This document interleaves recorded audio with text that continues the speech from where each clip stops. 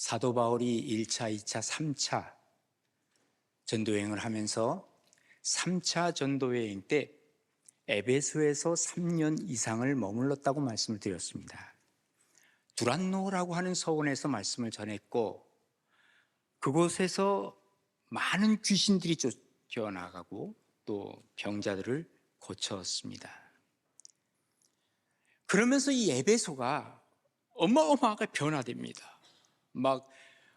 교회가 부흥하기 시작하는 것이죠. 그러니까 사람들이 특별히 마술하는 사람들이 마술책들을 막 모아가지고 불사르죠. 그러면서 그때 회개운동이 막 일어나고 있는 거예요. 여기에 마음이 상한 사람이 있었습니다. 데메드리오라고 하는 사람입니다. 근데 이 사람은 은세공업자라고 하는데, 은으로 우상을 만들어서, 모형을 만들어서 파는 우상업에 종사하는 사람이고, 또 이런 데 종사하는 사람이 그 에베소에 많이 있었는데, 이 사람은 그들 중에서 조합장이라고 얘기를 할 수 있습니다. 그가 충동질을 하는 겁니다. 사람을 선동하는 겁니다. 이거 큰일 났다. 우리 망하게 생겼다. 그러면서 충동을 하는데, 그 충동질에 노란한 사람들이 오늘 본문에 어마어마하게 많습니다. 그래서 에베소 도시가 완전히 술렁술렁거리기 시작했습니다. 우리가 간혹 가다가 이런 선동에 휘말릴 수가 있다는 사실을 우리가 기억해야 됩니다.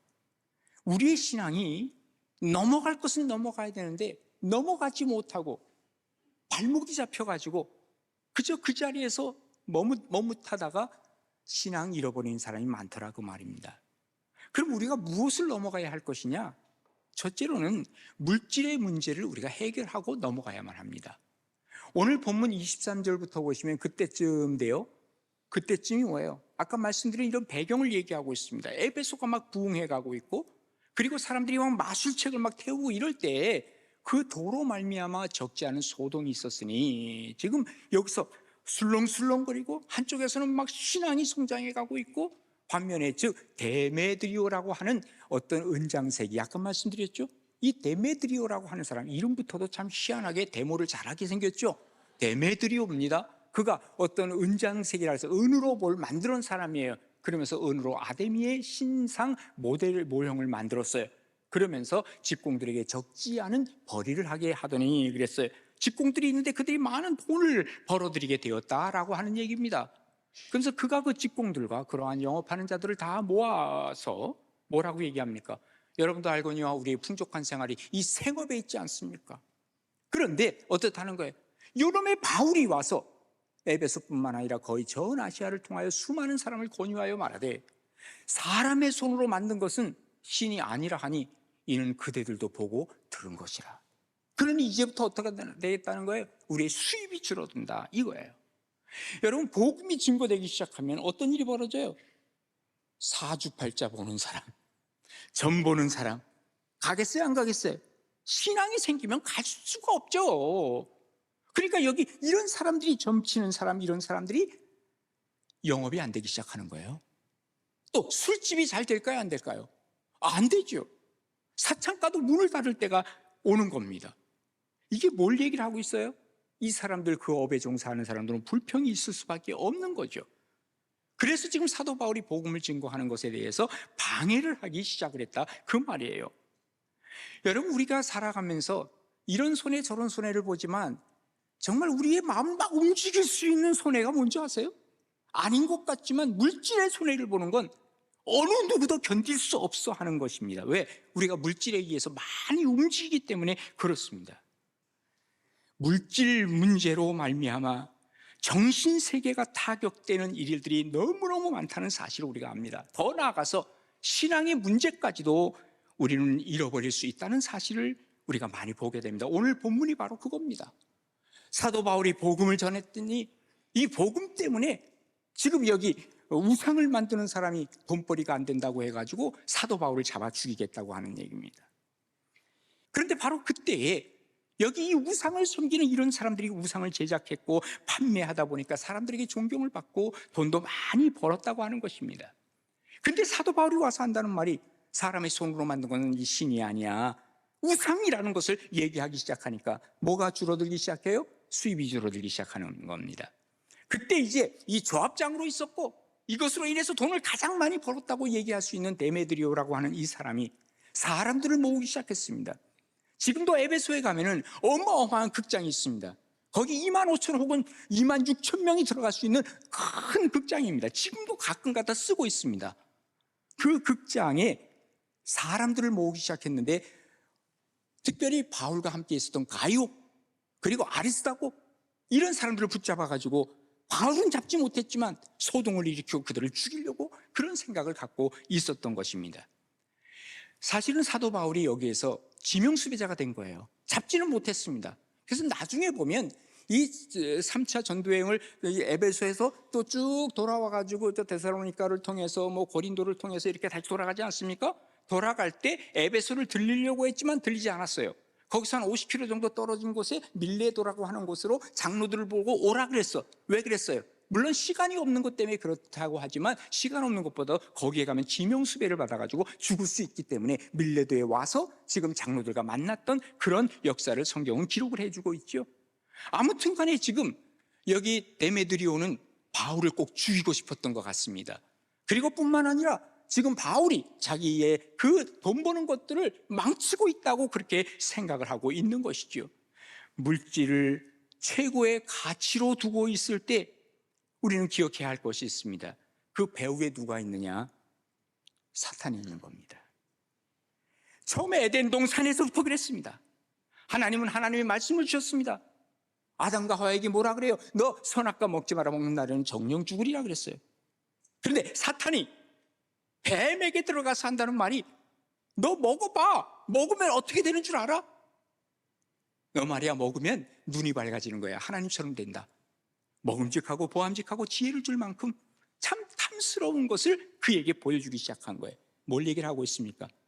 지금 영적인 세계가 물질적인 세계에 지배를 당하고 있는 그 순간입니다. 하나님의 말씀이 지금 이 사탄에게 지금 먹혀지고 있는 겁니다. 이게 바로 죄악이라는 거예요. 우리가 기억해야 할 것이 있습니다. 세상의 물질 세계가 나를 유혹한다 할지라도, 세상의 어떤 것들이 나를 유혹한다 할지라도 하나님의 말씀이 이 물질을 지배해 갈 때 우리는 그리스도인으로서의 품위를 잃어버리지 않을 뿐만 아니라 우리의 신앙까지도 보존해 갈 수 있는 겁니다. 그런데 대부분 우리가 세상 속으로 나가면 어떤 일이 벌어지느냐? 이 하나님의 영적 세계가 물질 세계에 지배를 당합니다. 결국 어떤 일이 벌어집니까? 우리가 하나님 앞에 이 죄악을 먹고 마시면서 그리스도인 다움을 잃어버리고 사는 우리의 모습들을 우리가 발견하게 된다 하는 얘기입니다. 에베소 사람들은요, 지금 영적 각성이 일어나면서 마술책을 태워버리고 우상을 버리는 이러한 일이 있으면서 데메드리오는 이건 아니다. 그러면서 그는 자기의 돈벌이 수단으로 이 모든 것들을 이용하려고 했고, 그리고 사람들까지도 이용하려고 했던, 모든 것이 물질 세계가 모든 것을 지배하려고 했던 이런 모습을 그대로 보여주고 있는 것입니다. 여러분, 지금 이단들을 한번 보십시오. 사이비들을 보십시오. 대부분 다 이 교주들의 돈벌이 수단으로 이 모든 것을 하고 있습니다. 교주들이 그야말로 호의호식하면서 호화 생활을 누리고 있어요. 거의 다 그렇습니다. 안 그런데 믿나 보십시오. 사이비 종교, 이단 종교들이 대부분 다 그렇습니다. 미안한 얘기지만 영적 사기꾼들입니다. 그리고 그들을 파헤치려고 그러면 뭐 종교 탄압을 한다고 하면서 난리를 치지 않습니까? 우리가 물질 세계냐 아니면 영적인 정신 세계냐 하는 것들을 생각을 해볼 때 이 물질 세계가 아무리 좋다 하더라도 영적인 것이 이것을 지배해가지 아니하면 우리는 죄악 속에 빠질 수밖에 없고 우리의 신앙까지도 다 잃어버릴 수밖에 없다라고 하는 얘기입니다. 그러기에 우리가 물질 세계 속에 들어갔을 때 하나님의 지배를 받아야 된다는 겁니다. 거꾸로 내가 물질에 의해서 이 영적인 세계가 지배당하기 시작하면 그때부터는 나는 껍데기만 있는 것이 진정한 그리스도인이라고 말할 수 없다는 것이죠. 우리가 물질이 신앙을 대신하는 경우들이 어떤 경우인지 아십니까? 교회에서도 가만히 보면요, 사업이 잘 되고 돈 잘 벌 때는 교회에 아주 열심히 나옵니다. 뭐 때문에 나오는지 몰라, 자랑하려고 그러는지 모르지. 그런데 이 사업이 망해가거나 그야말로 돈을 벌지 못할 때는 어디론가 사라져가는 사람이 있어요. 또 반대인 경우도 있습니다. 돈을 벌지 못하고 이럴 때는 열심히 나와서 기도합니다. 하나님 내 사업 잘 되게 해주세요 하고 열심히 기도하는데 사업이 잘 되기 시작하면 그 다음부터는 세상 쪽으로 빠져들어가는 사람들이 많이 있습니다. 어쨌든 간에 물질이 지배해 나아갈 때는 내 신앙까지도 흔들리기 시작한다는 사실을 우리는 보게 됩니다. 이게 다 뭡니까? 물질에 의해서 움직이는 세상, 한마디로 말하면 유물론입니다. 성경은 우리에게 얘기를 합니다. 하나님의 도, 십자가의 도가 얼마나 중요한가. 그래서 고린도전서 1장 18절에 보면 십자가의 도가 멸망하는 자에게는 미련하게 보이지만 구원을 받는 우리에게는 하나님의 능력이라고 말씀하고 계십니다. 에베소 6장 12절에 보면 이렇게 말씀하십니다. 우리의 씨름이라고 하는 것은, 우리의 싸움이라고 하는 것은 혈과 육을 상대하는 것이 아니라는 것입니다. 통치자들과 권세자들과 이 어둠의 세상 주관자들과 하늘에 있는 악의 영들을 상대하는 것이라고 말씀하십니다. 예수님도 인용했지만 신명기 8장 3절에 이런 말씀 있잖아요. 사람이 떡으로만 사는 것이 아니래요. 여호와의 입에서 나오는 모든 말씀으로 사는 줄을 내가 알게 하려 하심이니라 그랬습니다. 여러분, 무엇으로 인해서 살아가십니까? 여러분이 정말 물질입니까? 아니면 정말 영적인 것을 가지고 여러분 살아가십니까? 하나님께서 우리에게 요구하시는 것이 무엇인가? 우리가 넘어가야 할 것은 혹 물질 때문에 내가 갈등 가지고 없습니다. 내가 영적인 곳으로 들어가지 못하는 것이 내가 갈등해야 할 문제라고 하는 것을 우리가 기억해야만 합니다. 무엇보다도 물질의 문제를 잘 넘어가서 하나님 앞에서 우리의 신앙을 견고히 해나가는 복된 삶이 여러분의 것이 되기를 주님의 이름으로 축복합니다. 두 번째로 자존심의 문제가 있습니다. 오늘 본문 27절에 보면 이렇게 기록하고 있죠. 지금 데메드리오가 하는 얘기입니다. 우리의 이 영업이 천하여질 위험이 있을 뿐 아니라 우리의 영업이 어떻게 돼요? 천하여진다. 그 다음에 두 번째 뭐예요? 큰 여신 아데미의 신전도 무시를 당한다는 거예요. 지금 뭐예요? 천하여진다, 또 무시당한다. 그 다음에 온 아시아와 천하를 위하는 그의 위엄까지도 떨어진다. 이것을 염려하는 거예요. 다 뭐예요? 자기 자존심에 대한 얘기를 하고 있는 거예요. 바울이 뭐라고 얘기합니까? 신상이라고 하는 것은 백해무익하다는 거예요. 이 은장색 자신의 삶, 데메드리오의 삶이 어쩌면 송두리째 부정당하는 시간인지도 모릅니다. 그러니 그는 어떻게 해요? 대항하기 시작하는 거예요. 아예 이것을 받아들였다면 그 순간에 그는 그리스도인이 될 수 있었지만 이것을 지금 대항하기 시작하니까 결국은 자기 자존심 때문에 신앙을 받아들일 수 있는 기회를 잃어버리는 것이죠. 여러분, 우리가 이런저런 문제들이 많이 있는데 우리 교회에서도 일어나는 많은 일들이 있는데 그 일들 중에서 어쩌면 많은 부분들이 뭔지 아세요? 그게 바로 자존심의 문제입니다.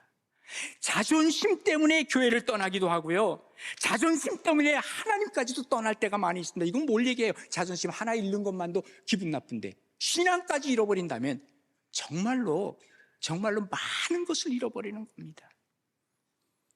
우리가 자존심을 얘기를 할 때 비교되는 게 하나 있습니다. 자존감입니다. 두 글자는 같지만 마지막 글자가 다릅니다. 자존심이라고 하는 것은요, 남들이 보는 나의 모습이 어떤가를 내가 느끼는 감정이에요. 남들이 나를 보는 그 시선이 있잖아요. 그것을 내가 어떻게 느끼냐에 따라서 이게 바로 자존심이 상한다, 안 상한다, 이게 나오는 거죠.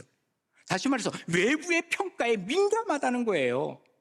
자신의 명예, 자신의 평판, 이것이 훼손당하면 모욕을 당한다고 생각을 하고 자존심이 상한다는 얘기를 하죠. 이게 바로 어쩌면 비교의식 속에서 나오는 것이죠. 반면에 자존감이라고 하는 것은 외부의 인정보다도 자신의 가치를 스스로 소중히 여기는 마음이죠. 이 자존감이 높은 사람은 내적 안정감이 있습니다. 누가 뭐라 그래도 별로 그거 신경 안 씁니다. 자존감이 높기 때문에 그래요. 자존감이 낮은 사람들은 누가 조그만 말을 하더라도 거기에 대해서 뭔가 신경 쓰이고 거기에 대해서 뭔가 대응을 해야 되고, 우리가 그래서 그리스도인들은 특별히 이 자존감을 높여야 돼. 우리는 자존감이 높아질 수밖에 없는 사람. 왜? 하나님이 우리를 만드신 창조주이시고 나는 하나님의 걸작품이에요. 우리는 하나님의 형상으로 만들어졌어요. 내 안에 하나님이 계세요. 그러니 하나님이 나를 귀하게 보시잖아요. 그러면 나는 귀한 존재 아닙니까? 그러면 내가 누구와 비교할 수 있는 이유도 없어요. 하나님이 나를 높여주시는 거예요.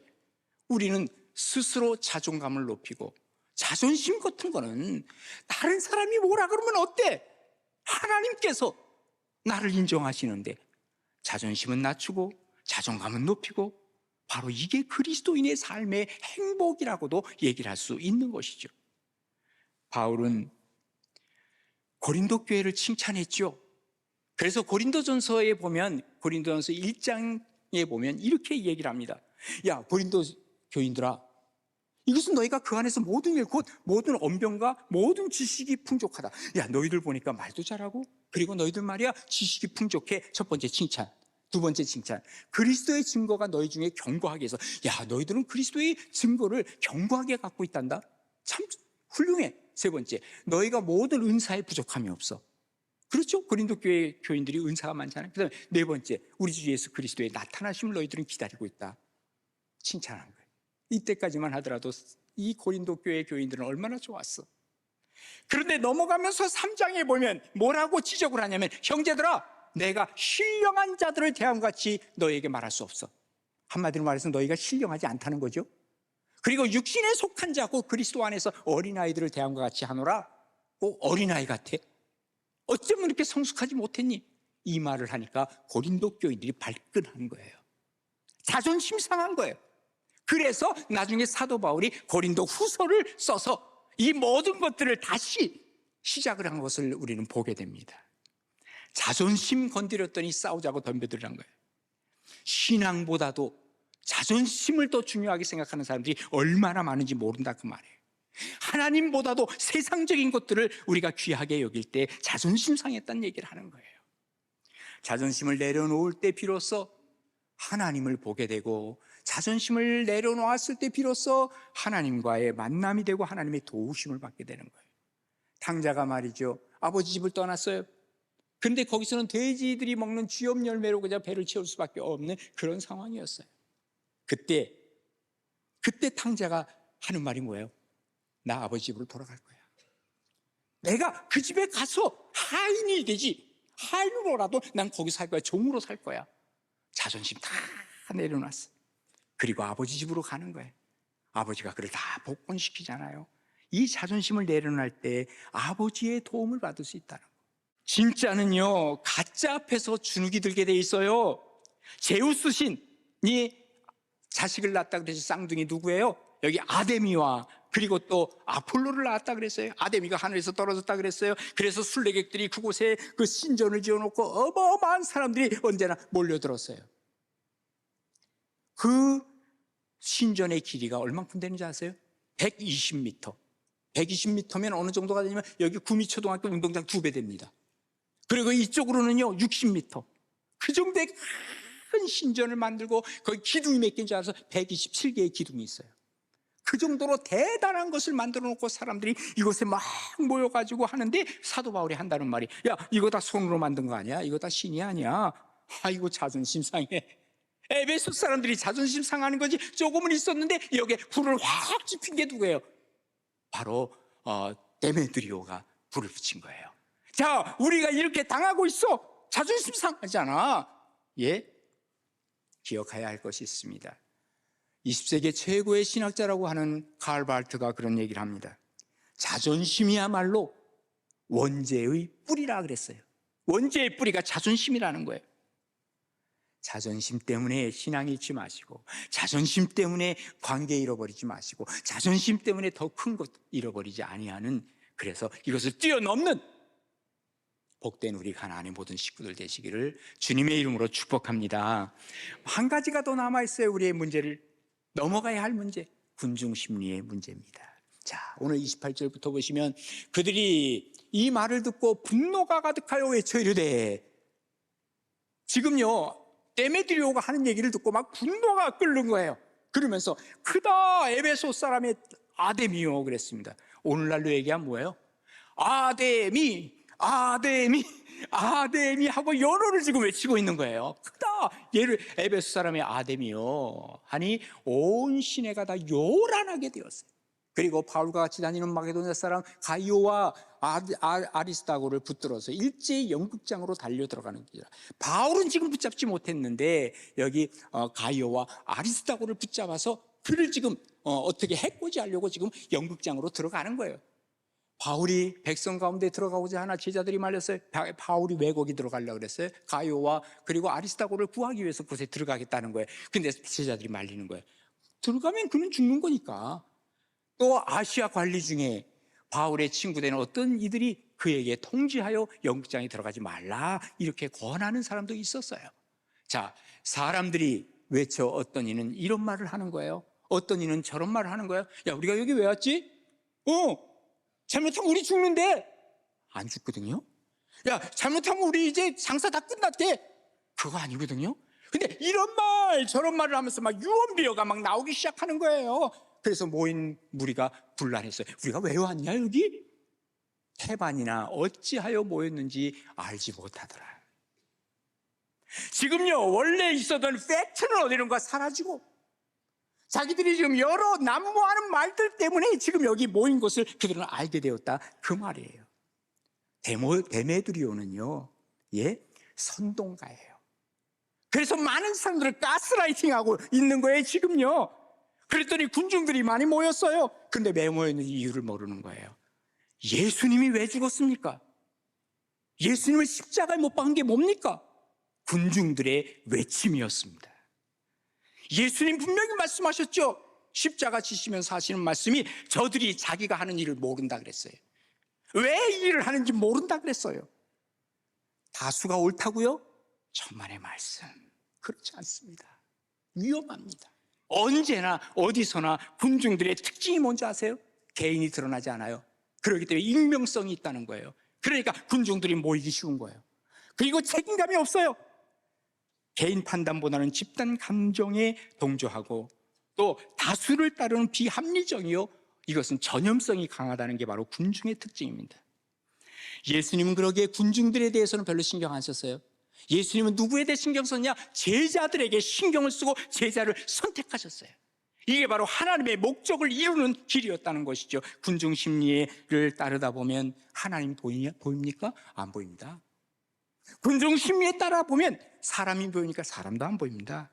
그저 소리만 있을 뿐입니다. 그리고 소리가 들리다가 나중에 사라져가는 거예요. 빌라도가 말이죠, 한 사람을 석방할 수 있어. 자, 여러분, 여기 예수를 석방할까요? 바라바를 석방할까요? 그러니까 누군가가 바라바 소리쳤어요. 그들이 옆에서 따라 바라바, 바라바, 바라바, 바라바 그러면서 바라바를 석방하잖아요. 예수님 십자가에 달리시잖아요. 이게 바로 선동, 이게 바로 군중 심리라고 하는 것입니다. 진리는 다수에 있지 않습니다. 기억하십시오. 진리와 가치관도 우리가 다수에 있지 않습니다. 예수님 뭐라 그랬어요? 마태복음 7장에 보면 좁은 문으로 들어가라. 멸망으로 인도하는 문은 크고 그 길이 넓어서 그리로 들어가는 자가 많다 그랬어요. 생명으로 인도하는 문은 좁고 길이 협착해서 찾는 자가 적다 그랬어요. 아이들 많이 하는 얘기 중에서 이런 얘기 하잖아요. 야, 너 그거 하지 마. 그런 거 하는 거 아니야. 내 친구 다 그러는데 뭐. 네 친구 다 그래도 넌 하지 마. 이걸 얘기를 할 수 있어야 돼요. 우리들은 가끔 그런 얘기 합니다. 뭐 사람들이 다 그러는데 뭐. 첫 번째, 자기가 설문조사 해봤어요?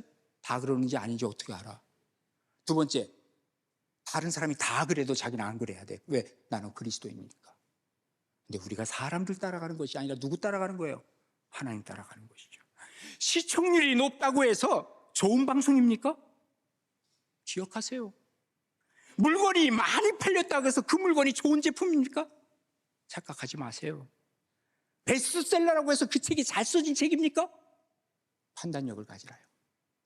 우리가 하나님 앞에 군중 심리에 따라가는 것이 아니라 하나님 앞에서 옳고 그른 것을 분별하고 정말 하나님이라면, 나의 예수님이라면 이 문제를 어떻게 말씀하실 것인가, 거기에 귀를 기울이면 답이 나오게 돼 있다, 그 말이에요.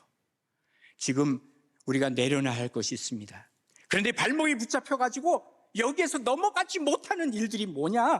혹 우리가 물질의 문제는 아닙니까? 자존심의 문제는 아닙니까? 군중 심리에 의해서 움직이는 건 아닙니까?